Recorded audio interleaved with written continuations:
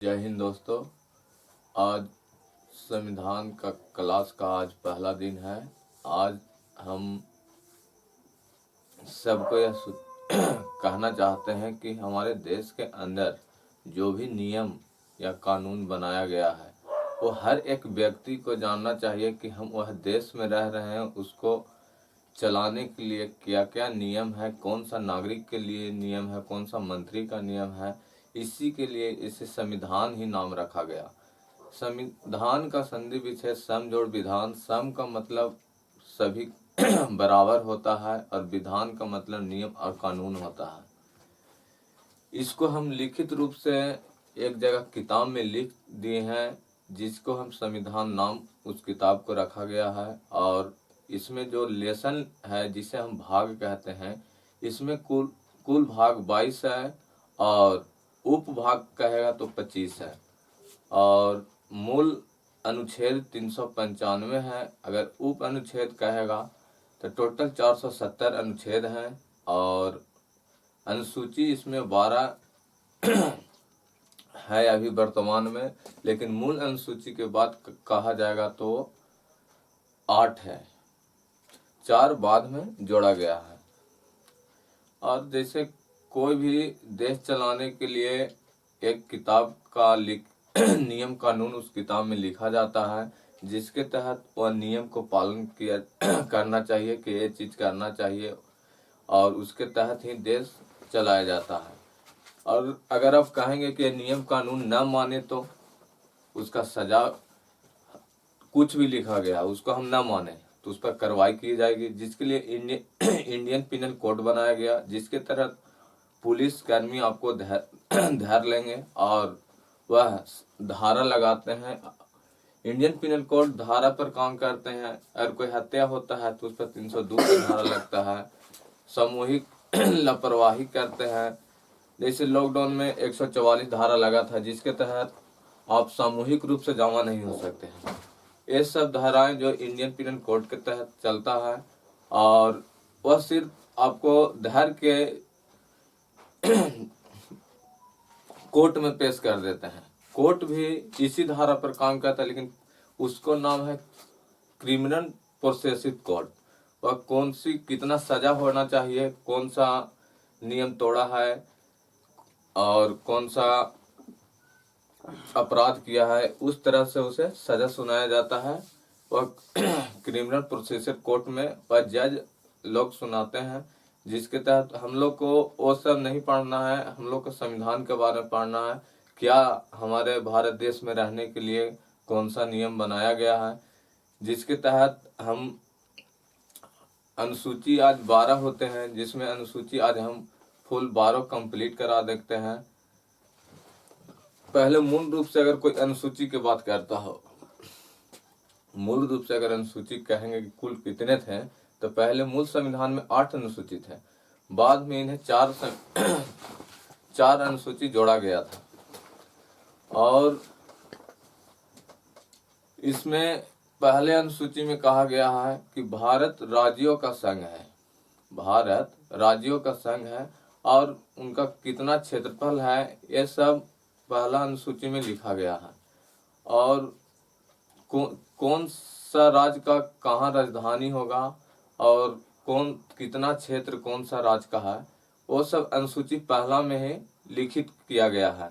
और हमारा संविधान लिखित विश्व का सबसे बड़ा संविधान है और 26 नवंबर को हम लोग संविधान दिवस भी मनाते हैं। और इन्हें लागू 1950 में 26 जनवरी के गणतंत्र दिवस पर ही लागू किया गया था, लेकिन हमारा बन के तैयार 26 नवंबर 1949 को ही लागू कर दिया गया था। उस दिन से 26 नवंबर को हम लोग संविधान दिवस भी मनाते हैं। आज हम अनुसूची 1 की बात कर रहे थे कि भारत राज्यों का संघ है, जिसके तहत कौन सा संघ का कितना क्षेत्र है, राज्य का कितना क्षेत्र है। संघ राज्य को यूनिटरी केंद्र शासित प्रदेश भी कहा जाता है, जिसमें अभी वर्तमान में 28 राज्य और 8 केंद्र शासित राज्य हैं। और दूसरा अनुसूची में वेतन की बात किया गया है। इसमें कौन सा मंत्री विधायक अधिकारी को कितना वेतन दिया जाएगा, यह दूसरा अनुसूची में कहा गया है। तीसरा अनुसूची में शपथ की बात कहा गया है। इस हर भारत के नागरिक को अगर कोई भी पद लेता है उसे शपथ लेना पड़ता है, चाहे वह टीचर ही काहे नहीं हो, चाहे सफाई कर्मी काहे नहीं हो, चाहे वह मंत्री, चाहे प्रधानमंत्री, चाहे राष्ट्रपति काहे ना हो, उन्हें शपथ लेना बहुत ही जरूरी होता है, जिसे अनुसूची 2 में लिख दिया गया है कौन सा अधिकारी कौन सा शपथ लेंगे। और चौथा अनुसूची में कहा गया है राज्य के राज्यसभा की सीटों के समायोजन कहा गया है। जिस राज्य का सबसे ज्यादा जनसंख्या रहता है उस पर राज्यसभा का सीट समायोजन किया जाता है। जैसे अभी भारत में यूपी सबसे ज्यादा जनसंख्या वाला राज्य है, जिसके तहत सबसे ज्यादा राज्यसभा का सीट 100 है वहाँ, और मनोनीत सदस्य भी होते हैं जिसमें राष्ट्रपति मनोनीत करते हैं नहीं, उसमें राज्यपाल मनोनीत करते हैं, सॉरी, संसद में राष्ट्रपति करते हैं और विधानसभा में राज्यपाल करते हैं। और बिहार का सीट अगर राज्यसभा की बात कहा जाए तो 40 है, और वही यूपी की बात करें तो वहाँ 100 है। और 5वां अनुसूची में SC/ST के बात कहा गया है। SC/ST ये अधिनियम 1989 पर आधारित है, जिस पर तहत छुआछूत और अस्पृश्यता अनेक तरह से लोग उनसे मिलने जुलने में संकोच करते थे, जिसके तहत SC/ST कानून 1989 पर आधारित है। यह अधिनियम ही चलाया गया था, उन्हें विशेष प्रावधान दिया जाए। और SC का जो है, SC लोगों का जो समाज से दूर रहते हैं, समाज से जुड़े हुए नहीं हैं, जैसे जनजातीय लोग, आदिवासी लोग, ये सब समाज से जुड़ते नहीं हैं। उनको ये भी अभी भारत में ऐसे ऐसे आदिवासी हैं कि जो सिर्फ पत्ता पहनते हैं। अंडमान निकोबार तरफ जाइएगा तो उधर तीर कमान से ही अपना शिकार और भोजन करते हैं। इनके लिए विशेष प्रशासन की व्यवस्था किया गया है। इसमें प्रशासनिक व्यवस्था कर दिया गया है कि इन्हें कोई दिक्कत न हो। और 6ठा अनुसूची में पूर्वोत्तर राज्य का 4 राज्य था जिस समय भारत आजाद हुआ था। वह 4 जनजातीय और जंगली क्षेत्र और पहाड़ी क्षेत्र होने के कारण 4 राज्य को बहुत ही सरकार तरफ से प्रशासनिक सुधार, आर्थिक सुधार, राजनीतिक न्याय के तहत से उन्हें सुविधा दिया गया था।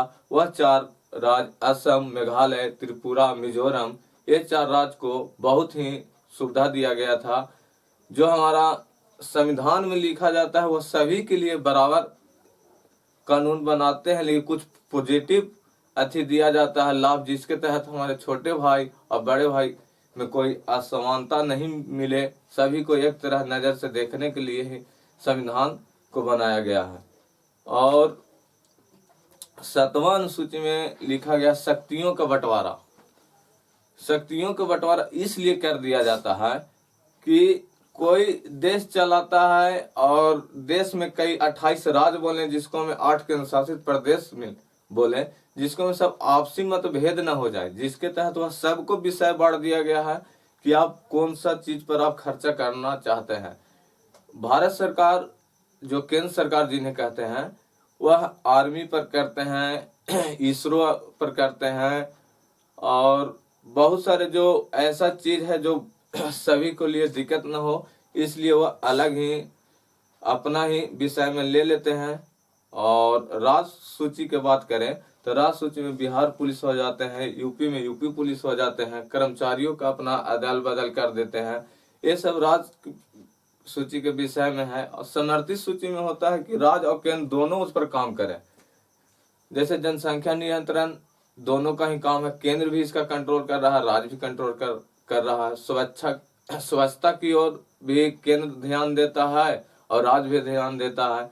अगर राज्य छोड़ देगा तो केंद्र कड़ाई करता है, और केंद्र अगर छोड़ देगा तो राज्य की दिक्कत है, इसलिए दोनों मिलकर ही इसे कंट्रोल करते हैं।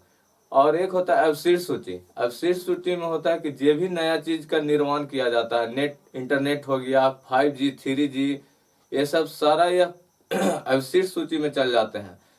हम आप लोग को बता देते हैं कि केंद्र सरकार जो है, जो 100 विषयों पर काम करती है, केंद्र 100 विषय पर कार्य करती है और राज्य जो है पहले 66 विषय पर कार्य करती थी, से अभी वर्तमान में 61 विषय पर कार्य करती है। और समर्थित सूची पहले 47 था, जिसे बढ़ाकर अब 52 कर दिया गया है। ये कभी बढ़ता है कभी घटता है, कोई भी नया होता है तो बढ़ते चल जाता है। अब और शक्तियों के बंटवारा के चलते लगाया गया था कि कोई आपसी मतभेद न हो। अब शीर्ष सूची में अब शीर्ष सूची में अनंत है, जो भी नया चीज लॉन्च होगा वह अब शीर्ष सूची में ही जुड़ जाएगा। और 8वां अनुसूची में कहा गया है कि भारत में भाषा बोलने वाली कितनी बोलियां होगा, जिसे संशोधन कर कर अभी तक कुल टोटल 22 भाषा को भारत के संविधान में जोड़ दिया गया है। अभी तक राजस्थान को मान्यता और इंग्लिश को मान्यता भारत के संविधान में अभी नहीं मिला है, जिसके तहत अगर हम मूल भाषा की बात करें 8वां अनुसूची में पहले 14 भाषा थी, लेकिन अभी वर्तमान में 22 भाषा हो चुका है। और 9वां अनुसूची की बात करें, 9वां अनुसूची में दल बदल कानून आया था। 9वां अनुसूची में भूमि सुधार आया था, जिसे जवाहरलाल नेहरू ने लाए थे। 9वां अनुसूची में भूमि सुधार, पहले जब भारत आजाद हुआ था जिम्मेदारों का यहाँ शासन चलता था। अंग्रेज तो खैर भाग गए थे, लेकिन जिम्मेदार के पास इतना सारा जमीन होता था जिसे गरीबी वर्ग के लोग किसान सिर्फ करते थे, उनको न्याय संगत मजदूरी नहीं दिया जाता था, जिसके तहत आपसी मतभेद होने लगा। जिसके तहत भारत में पहला संविधान संशोधन हुआ 1951 में, जिसे भारतीय संविधान भूमि सुधार के नाम से जानते हैं, जिसके तहत सभी को किसानों में भूमि बंट गया और सब अपना अपना कार्य करने लगे, और जिससे तहत यह 9वां अनुसूची का निर्माण हुआ।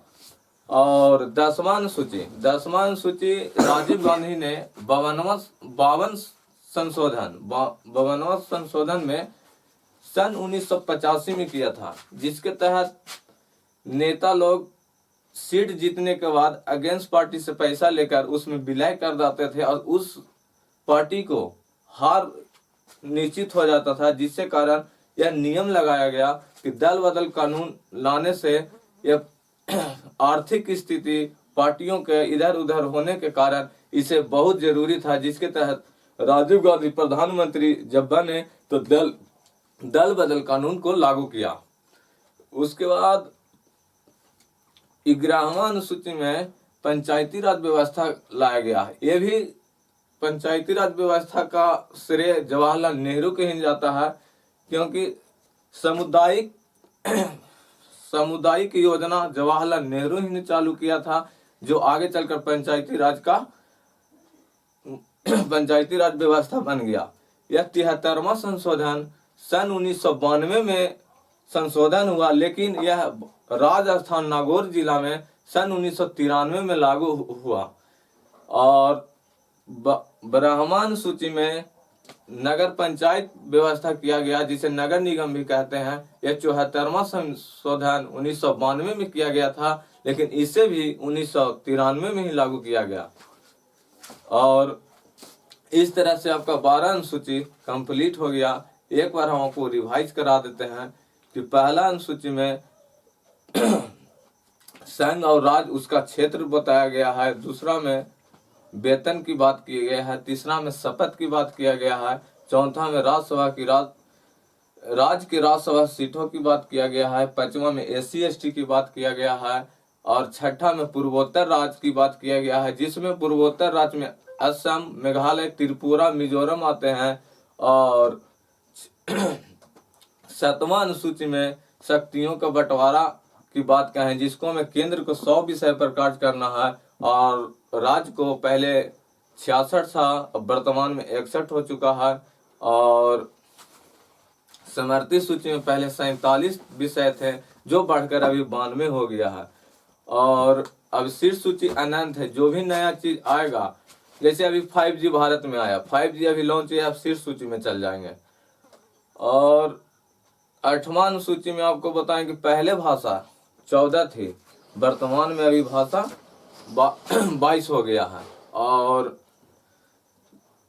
9वां अनुसूची में आपको बोले भूमि सुधार, जो जवाहरलाल नेहरू ने पहला संशोधन कर 1991 में इसे लागू किया। 1951 में लागू किया। और 10वां अनुसूची में राजीव गांधी ने 52वां संविधान संशोधन सन 1985 में किए। और 11वां में 73वां संशोधन कर अनुसूची जोड़ा गया, जिसे पंचायती राज व्यवस्था कहा जाता है। यह 73वां संशोधन 1992 में किया गया था, लेकिन लागू हुआ था 1993 में। लागू करने वाला पंचायती राज व्यवस्था राजस्थान के नागौर जिला बना था। और 73वां संविधान संशोधन करने के बाद, जैसे तो यह पंचायती राज व्यवस्था तो नागौर जिला में स्थापित हुआ था राजस्थान, लेकिन 73वां संविधान संशोधन होने के बाद सबसे पहला राज्य मध्य प्रदेश ने अपनाया था। और 12वां अनुसूची में नगर पंचायत की बात कहें, इसमें 74वां संविधान संशोधन 1992 में हुआ, लेकिन ये भी लागू 1993 में हुआ। पंचायती राज की बात करें, वह 29 विषय पर कार्य करती है और नगर पंचायत 18 विषय पर कार्य करती है।